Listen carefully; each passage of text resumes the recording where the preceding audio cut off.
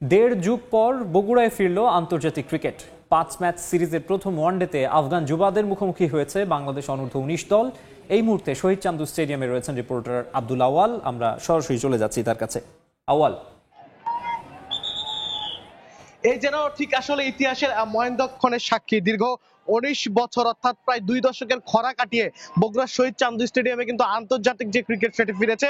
অনূর্ধ্ব 19 বাংলাদেশ দল এবং আফগানিস্তান দলের ওয়ানডে ম্যাচ সিরিজের মধ্য দিয়ে আজকে প্রথম ম্যাচ শহীদ চান্দুর 22 গজে গড়িয়েছে এবং ইতিমধ্যেই আফগানিস্তান কিন্তু আসলে ব্যাটিং এ এসেছে এবং তারা 265 রান করে 266 রানের টার্গেট দিয়েছে প্রথম ইনিংস শেষে এবং আফগানিস্তানকে জন্য 9টি উইকেট হারাতে হয়েছে এবং বাংলাদেশ কিন্তু এই যে প্রথম ইনিংস শেষে 266 রানের টার্গেটে কিন্তু তারা মাঠে নামবে শহীদ চান্দুর 22 গজে। এবং দর্শক, আপনাদেরকে যদি আসলে দেখানোর চেষ্টা করি যে এই যে শহীদ চান্দুতে আজকে দীর্ঘ প্রায় 2 দশক পর আসলে খেলা গড়িয়েছে, সেই খেলা দেখার জন্য কিন্তু হাজার হাজার মানুষ কিন্তু সকাল 9টা থেকেই আজকের যে স্টেডিয়ামের গ্যালারিগুলো রয়েছে সেই গ্যালারিগুলোতে এসেছে। বিশেষ করে আমরা মাত্র 1টি থেকে 2টি গ্যালারি বাদে বাকি সবগুলো গ্যালারিতে কিন্তু আমরা সাধারণ মানুষ, উচ্ছ্বাসিত জনগণের তাদের কিন্তু টইটুম্বর অবস্থান দেখেছি। বিশেষ করে স্কুল, কলেজ, মাদ্রাসা থেকে সাধারণ শিক্ষার্থীরা কিন্তু আসলে দলে দলে আজকে খেলা দেখার জন্য কিন্তু স্টেডিয়ামে এসেছেন এবং যেহেতু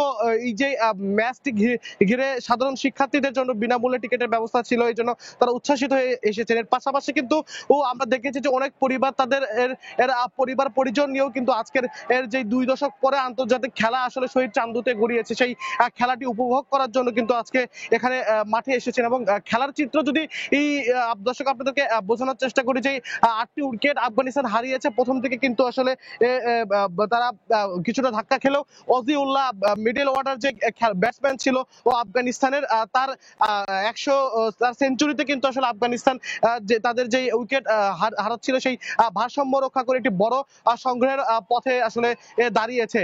তো দীর্ঘ 2 যুগের যে অবসান ঘটেছে, এখানকার যারা সাধারণ দর্শক আছে তাদের প্রত্যাশা এই ধারা যেন শহীদ চান্দুর 22 গজে অব্যাহত থাকে। তো বগুড়া থেকে এই ছিল আমার কাছে আফগানিস্তান এবং বাংলাদেশ দলের যে খেলা এই নিয়ে সর্বশেষ।